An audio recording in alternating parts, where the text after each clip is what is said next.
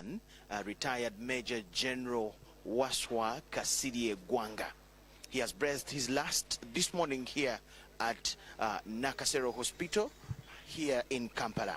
General Kasirye Ggwanga has been a senior soldier of the Uganda People's Defense Forces since the 1970s, when he joined then known as the Uganda Army. Who is Kasirye Ggwanga in brief?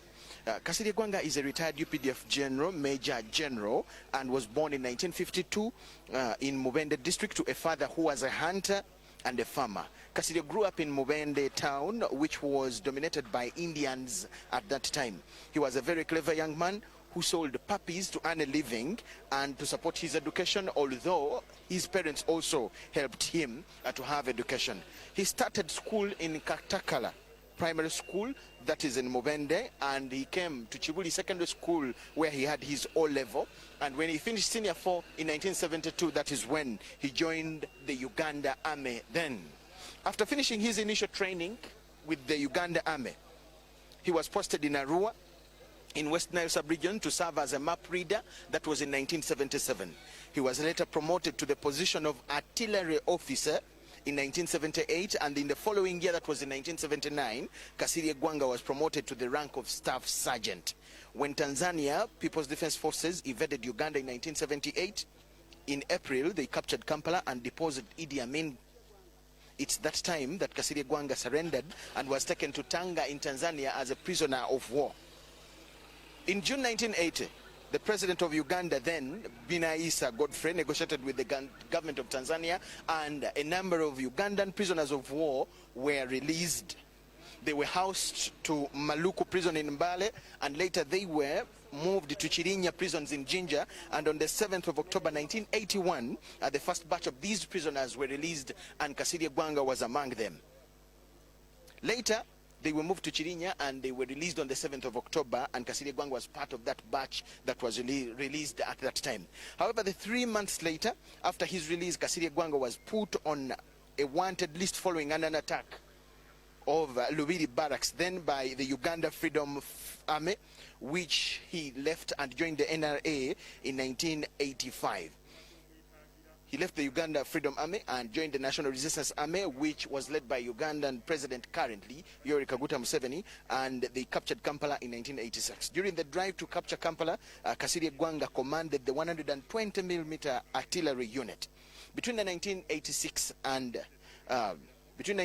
and 2005, he served in several roles, including being the chairperson of Mubende district, where he's remembered to have been a very strict chairman in terms of on issues to do with agriculture, cleanliness, cleaning roads, clearing wells, and things like that. And some people in Mubende remember him as one leader who would even cane or even imprison those that were big-headed when it came to issues like cleanliness and clearing wells and agriculture and development, economics, things like that.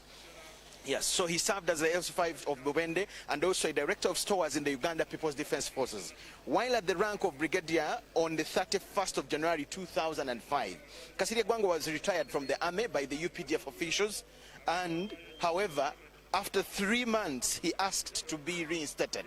The UPDF leadership agreed to his plea, and he was allowed to be reinstated as a soldier in the UPDF, and he served not until his contract. He was reinstated on a contractual basis, and when the contract elapsed, that was in 2018, he was promoted to the rank of Major General and retired gracefully. Reported of his sickness started coming in around January, February, but he has been under treatment here at the Nakasero Hospital, where he breathed his last this early morning, and the news started coming through that Kasirye Ggwanga, the Major General, has breathed his last. Like I mentioned in the profile, like I mentioned in the brief. Yeah, as you can see, the administration of Nakasero Hospital has denied access to everyone, including us journalists. We are broadcasting to you live from outside the guest. We have been denied access to the inside of the hospital, and you can see one of is somebody here who has been denied access as well, just like the rest of us who came to get to know what is happening here and what is to happen next. But as you can see, family and friends are flocking in to ensure that all is moving on well, to prepare for his burial and send-off and things like that. Yes, Kasirye Ggwanga has been known as a serious no-nonsense general on issues that he believed in. A few years ago, not more than 2 years ago, he's remembered in an incident where he burnt a tractor of somebody who was trying to invade his land. Yes. On an issue where he didn't believe in something, he would take action right away. He found this land trying to grade, the tractor trying to grade his land. He shot at it, and the tractor got burnt. The issues are still on. From there, he's still remembered for having shot some trucks that were felling trees in some areas of Mubende, an issue he didn't totally agree with because he thought the problems of environmental problems that are in Mubende were due to tree cutting and deforestation in that area. So he was against whoever was facilitating the cutting of trees in that area, so he shot at trucks that were felling trees from Mubende. Again, he's remembered in an incident where somebody was trying to have a disagreement with his children around Machindia. When he went there, he shot at the tires of this car owned by the person, and I remember that was one of the musicians in this town, Kasirye Ggwanga, who had an issue with his children. Kasirye Ggwanga sorted the matter that way. Yes, he is remembered as a notorious no-nonsense general, although in many cases he has been a very social man, a very good advisor on issues especially to do with agriculture. He so much loved growing of passion fruit because he thought they were so lucrative. He believed in coffee growing, he believed in vegetation, he believed in good environment, and all this he performed.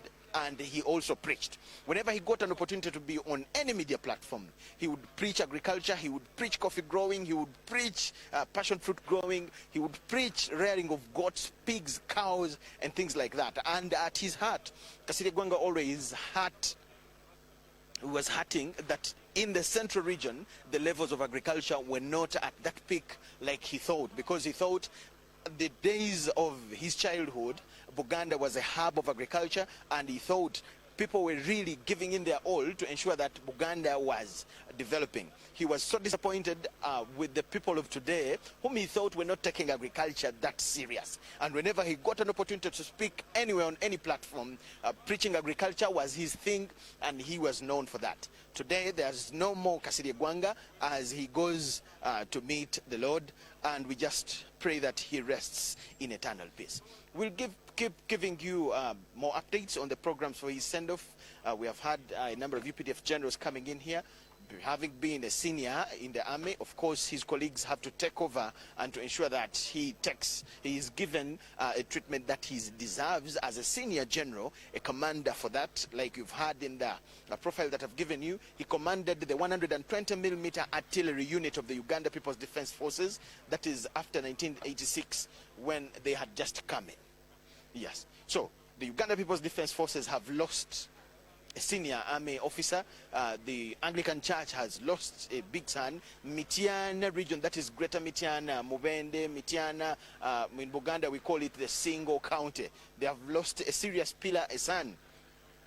And a number of categories of units of society have lost somebody, but Uganda in general has lost a gallant son who did not only fight for peace, but he also ensured it through preaching economic development, income, household incomes, through the preaching of agriculture and things like that, coffee growing and coffee whatever. Kasirye Ggwanga has been a pillar in the promotion of agriculture and things like that. So we'll keep you posted on whatever will be happening here at Nakasero Hospital. We'll go to his home, we'll give you the vigil and whatever program that government and all the authorities will come in with to ensure his good send-off. Will be updating you. My name is Michael Jordan Lukomwa. I'm here with Mugoya Daniel and Emon Ngabo to give you whatever that will be happening here. We expect to see the body all probably being taken out or to a funeral home or something like that. We are still camping here at Nakasero Hospital. Even when the administration has denied us access inside, we'll keep around to give you the details of the whole, of whatever will develop here. Thank you so much for watching. Back to studio. Well, thank you so much, Michael Jordan Lukomwa, just right there at Nakasero Hospital, together with our colleagues Oga Mugoya and Emon Ngabo, giving us, of course, that update of what is happening at Nakasero Hospital.